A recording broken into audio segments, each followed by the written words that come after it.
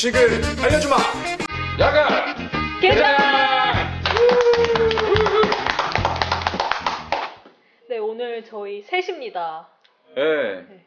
저희 미진 씨가 늦게 휴가를 가는 바람에. 아, 좋겠다. 나도 가고 싶다. 그럼 우리 단란하게 오늘은 세 명이서 한번 방송을. 오늘 어디 아픈 것 같아요. 저요? 네. 저 오늘 컨셉이 가을 여잔데. 그래서 가을 여자? 네, 가을 여잔데.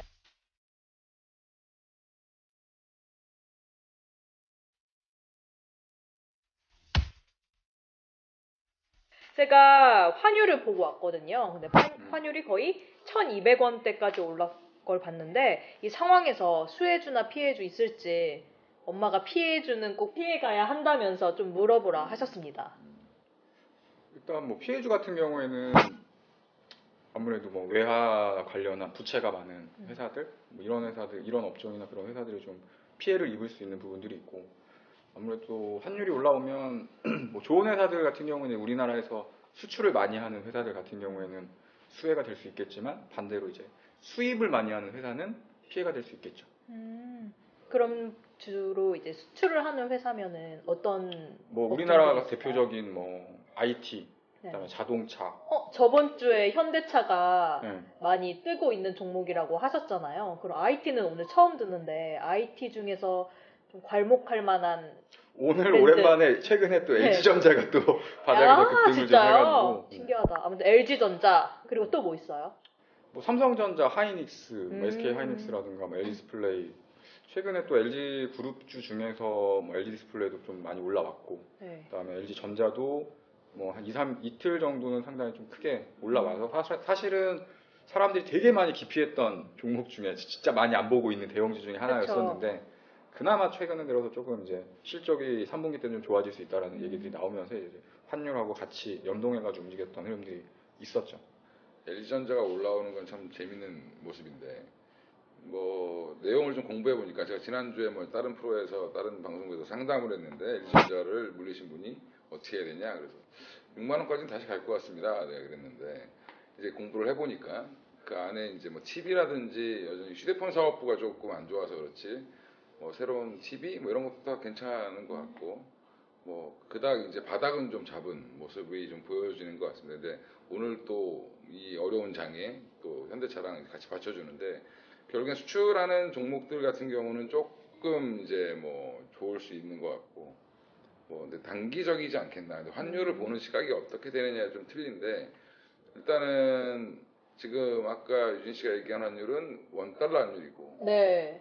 또 원엔 환율이 또 있고 우리나라의 두 환율을 다 봐야 되는 상황인데 일본이 무작정 돈을 푸는 상황에서 아베가 지금 막 지랄을 하잖아요. 그죠? 살리려고.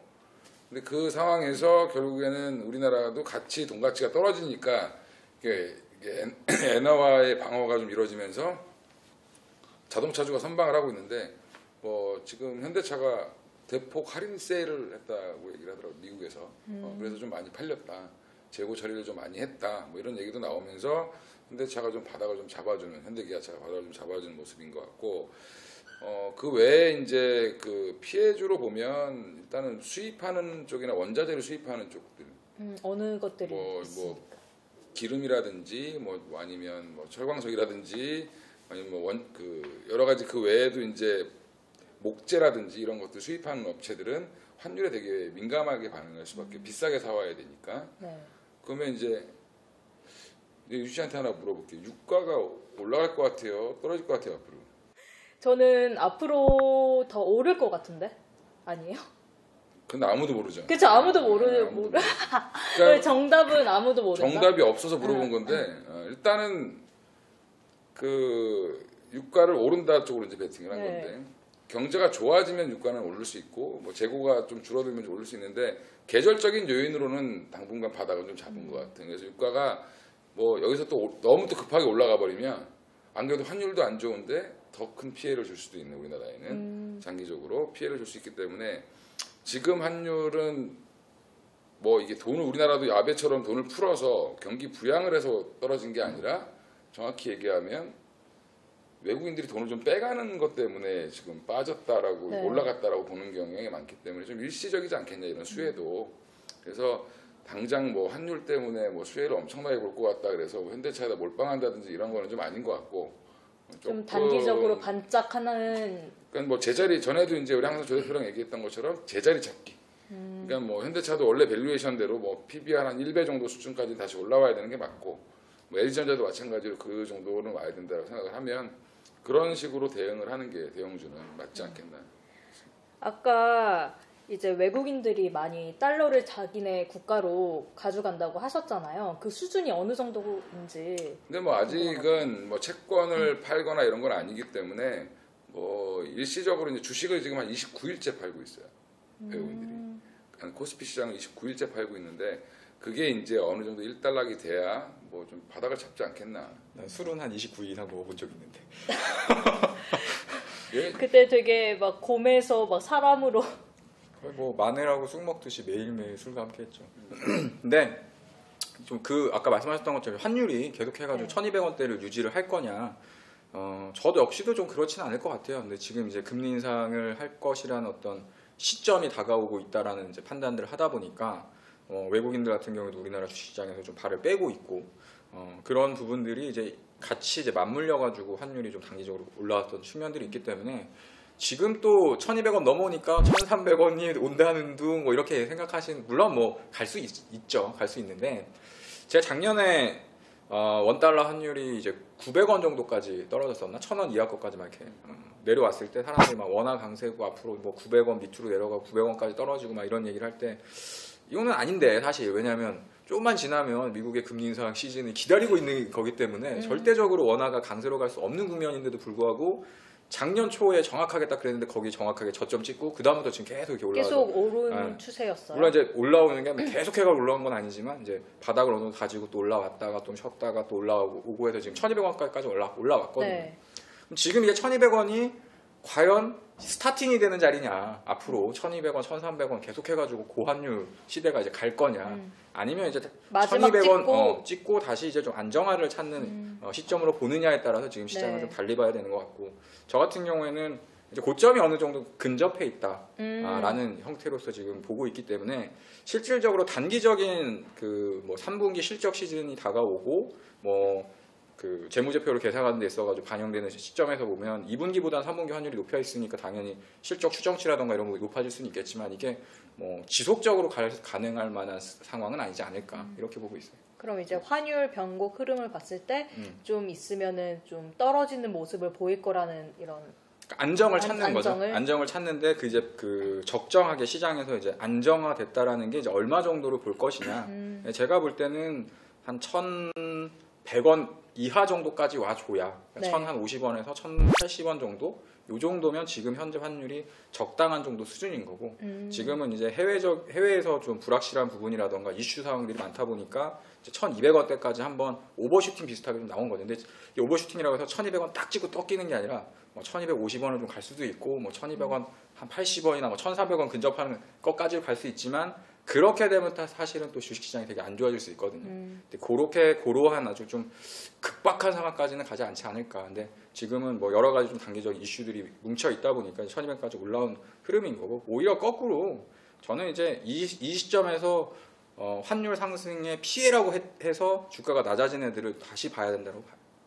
그런 애들이 어떤 애들이 있어요? 뭐 최근에 사실은 뭐 여행주 같은 경우에도 좀 괜찮은 흐름들, 실적도 좋아지고 성장성도 좋고 뭐 이런 것들이 있었었는데 뭐 주가가 단기간에 좀 많이 올라와서 이제 하락한 부분들도 있고 그다음에 시장이 하락해서 주가가 하락한 것도 있지만 또 환율 때문에 또 피해를 받으면서 또 같이 주가가 하락하는 경우들도 있거든요. 근데 그런 걸 역발상이라고 얘기를 하는데 역발상적으로 보면 오히려 이런 단기적인 좀 악재 혹은 좀 안 좋아 보이는 상황 때문에 주가가 하락을 했으면 이제 그런 종목은 오히려 좀 저가 매수를 할 수 있는 기회가 아닐까. 이때가 기회다. 저번에 저가 매수. 네, 매수. 네, 매수. 매수의 사투리를 구사했던 그 저가 매수.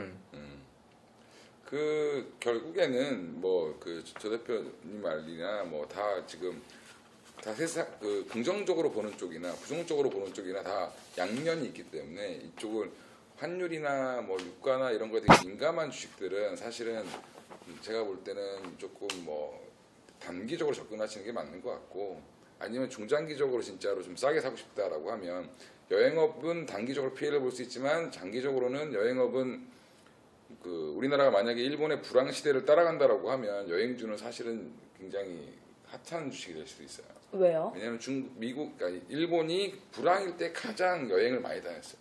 환율이 굉장히 낮아지고 이러면서 자기들이 나가면 쓸 돈이 많기 때문에 여행을 굉장히 많이 다녔던 그런 게 있기 때문에 아니 근데 되게 궁금한 게 이제 한국이 불황이다 하면은 뭐 우리 서민 경제도 뭐 어렵다 이런 말이 될 텐데 그러면은 자기네들이 쓸 돈이 여행 다니면서까지 그렇게 쓸 돈이 있다는 지금 말이 메르스 연결이 때문에 일부 되나요? 그랬지 지금 공항 가면 사람이 넘쳐나요.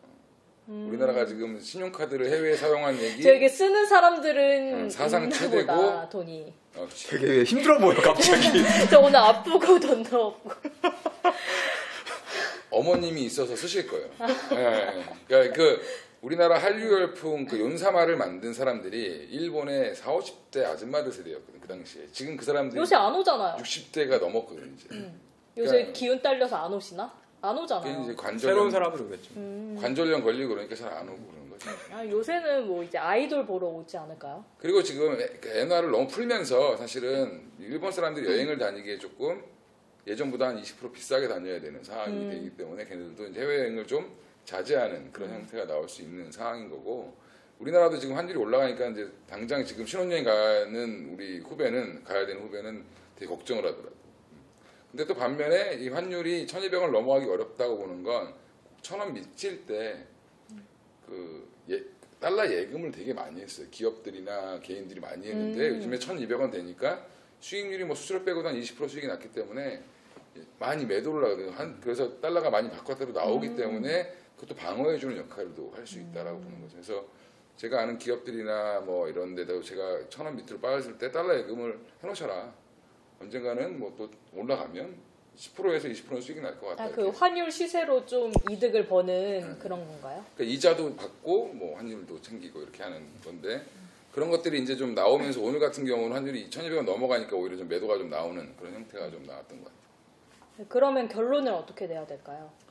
일단 뭐 환율에 너무 민감하게 반응한다기보다는 환율이 점차적으로 안정이 될 거다. 결국에는 주식이든 환율이든 뭐 제자리를 찾아갈 수밖에 없는 상황이다라고 봤을 때 어차피 수급의 문제고 돈이 뭐 돌아가는 문제이기 때문에 외국인들이 만약에 빠져나가지 않는다라는 가정하에 많이 빠져나가지 않는다의 가정하에 보면 환율은 아까 뭐 조 대표님 말씀하신 것처럼 한 1,100원대에서 왔다 갔다 해주면서 좀 안정을 찾으면 그때 또 한번 주식시장에 좀 좋은 영향을 좀 미치지 않겠나. 뭐 수출하는 주식들도 괜찮고 수입하는 주식들도 괜찮은 회사들도 괜찮은 그 적정 라인을 찾는 게 아마 시장에서 결론을 내주지 않을까. 우리가 지금 환율을 아무리 걱정한다 해도 결국에 우리가 그 시장 참여자들이 아니기 때문에 그들의 흐름을 파악하고 대응하는 대응의 국면이지 뭐 환율이 올라서 어쩌고 저쩌고 얘기는 하지만 사실은 우리 투자자들 입장에서는 그냥 거기에 맞게 순응하게 파도를 잘 타면 된다. 그냥 보이지 않는 손이 해결할 때까지 기다려라.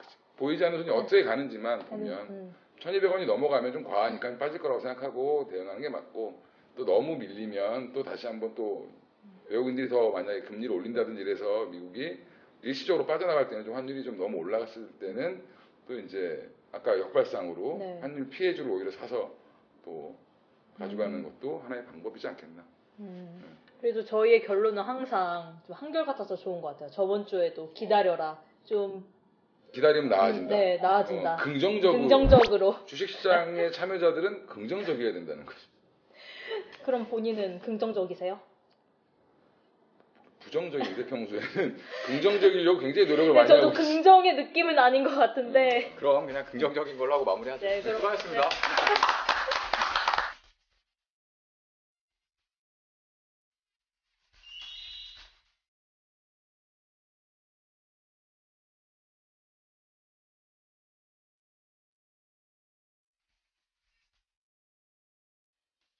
주식을 알려주마. 야간 개장! 한 번만 더 할게요. 왜요? 나 박수 쳤어. 이거 해야 되는데.